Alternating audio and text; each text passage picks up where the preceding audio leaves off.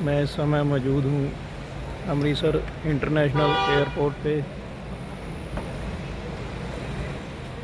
आज मैं जाने वाला हूँ अमृतसर से बैंकॉक। ये मेरा पहला व्लॉग होगा, तो चलिए चलते हैं एयरपोर्ट में एंट्री करते हैं। चलिए करवाते हैं सबसे पहले सिक्योरिटी चेक। यहाँ पर टैग स्कैन करवाते हैं। तो अब मैं आ चुका हूँ सिक्योरिटी चेक वगैरह करा के, इमिग्रेशन करवाने के बाद अब चलते हैं बोर्डिंग गेट के पास। उससे पहले थोड़ा कुछ खा पी लेते हैं। यहाँ से किया मैंने डिनर और अब चलते हैं, लास्ट कॉल होगी फ्लाइट की।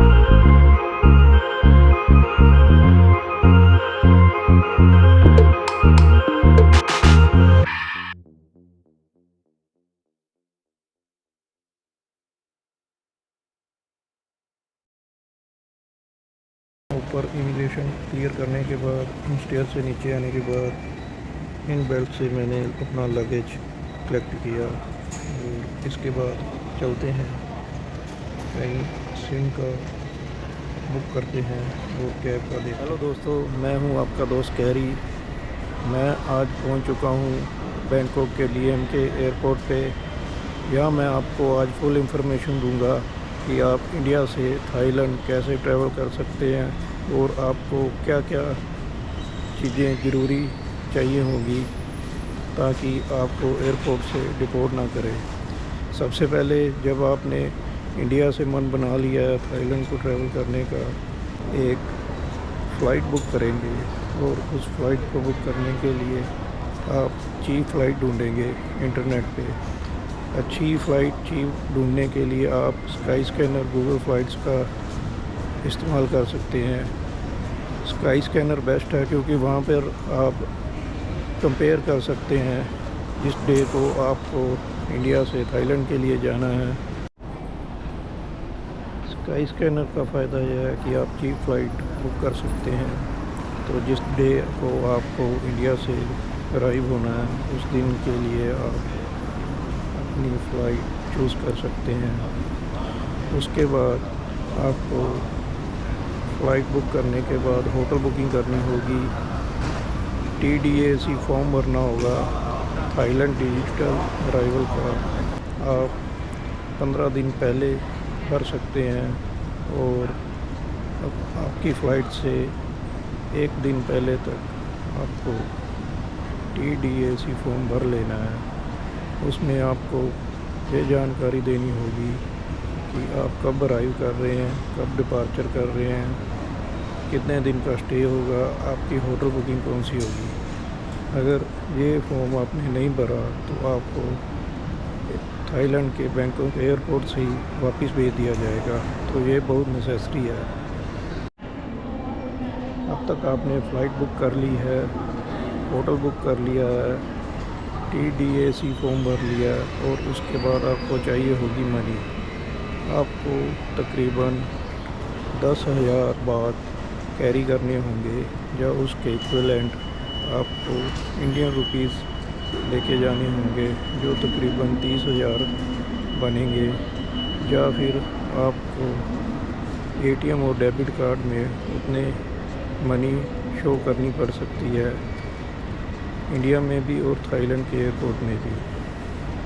इसके अलावा जब आप इंडिया से जिस भी शहर से फ़्लाइट लेंगे तो आपको एयरपोर्ट पे ये सब चीज़ें हार्ड कॉपी के रूप में दिखानी होगी। पहले दिन एयरपोर्ट पे पहुंचकर आपसे क्या क्या सवाल किए जा सकते हैं। जब आपका इमिग्रेशन होगा तो वहाँ इमिग्रेशन ऑफिसर आपसे रिटर्न टिकट ज़रूर पूछेगा, इसलिए आप रिटर्न टिकट बुक करना मत भूलना। अगर आपका कोई पक्का प्लान नहीं है वापस आने का तो आप डमी रिटर्न टिकट भी बुक कर सकते हैं।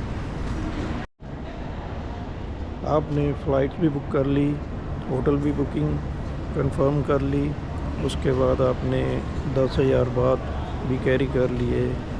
और अगर आपका by chance TDAC form Thailand digital arrival card fill करना रह जाता तो उसके लिए आपको घबराना नहीं है।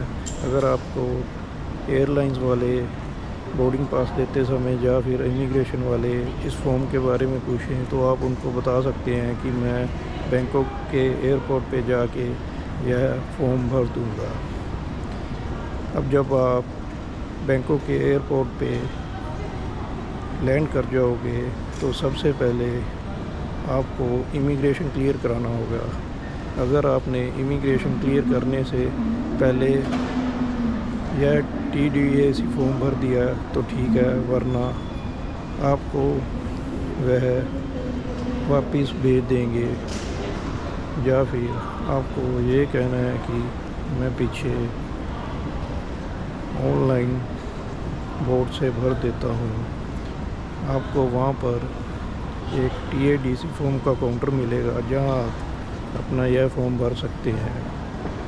वो फॉर्म भरने के बाद दोबारा आपको इमिग्रेशन काउंटर पर आना होगा और वहाँ आपसे कुछ सवाल जवाब किए जाएंगे, जैसे कि मेरे से यह सवाल किया गया कि आप कितने दिन के लिए स्टे कर रहे हो, कौन से होटल में रुक रहे हो, कैश आपके पास कितना है और आपकी रिटर्न टिकट कंफर्म है या नहीं।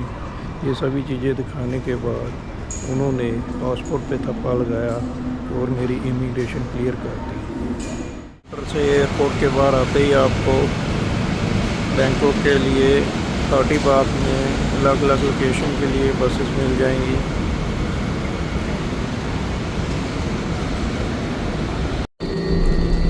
एयरपोर्ट के बाहर से मैंने एक बस ली है।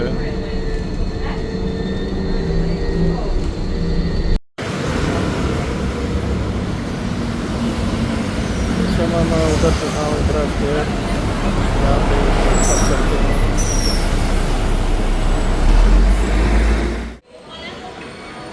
ये है इंदिरा स्क्वायर की मार्केट। इसके अंदर भी कपड़े कॉस्मेटिक वगैरह बहुत चीप प्राइस पे मिलते हैं और बाहर भी नाइट मार्केट लगती है क्लोथ्स वगैरह की, कॉस्मेटिक की। इसके पीछे बहुत सारे इंडियन रेस्टोरेंट हैं, वहाँ जाके ब्रेकफास्ट करते हैं। यहाँ 100 बात में नई टी-शर्ट्स वगैरह मिल जाती हैं।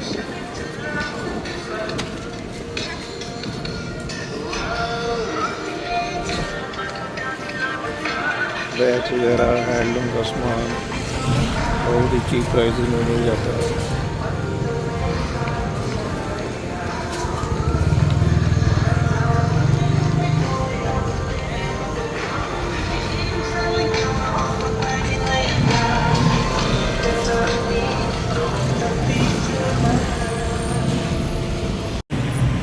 प्लैटिनम स्क्वायर से खाना खाने के बाद अब खाना PTS के लिए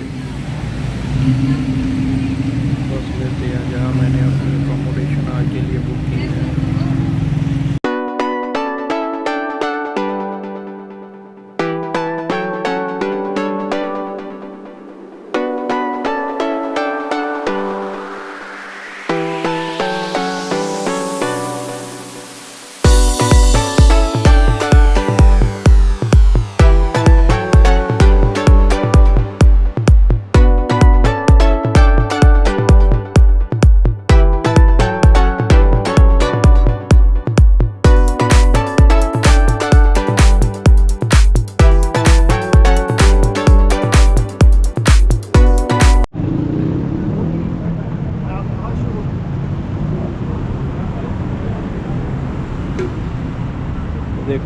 मिल जाता है। इसके अंदर 2 बोर्ड है।